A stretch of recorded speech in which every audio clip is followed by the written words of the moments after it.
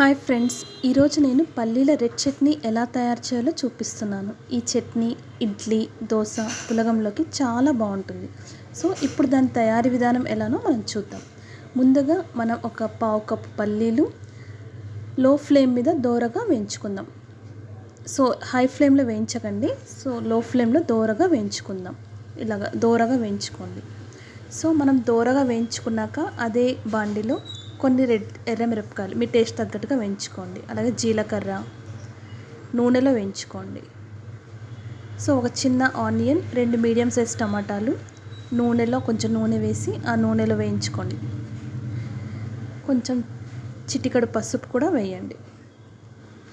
అలాగే వెల్లుల్లి కూడా వేసి వేయించుకోండి.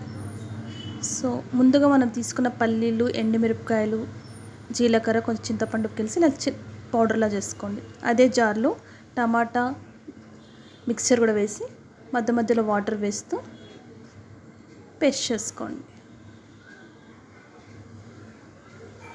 సో నేనైతే తాలింపు వేసుకోలేదండి. మీకు నచ్చితే ఇందులో తాలింపు వేసుకుని చాలా టేస్టీగా ఉంటుంది.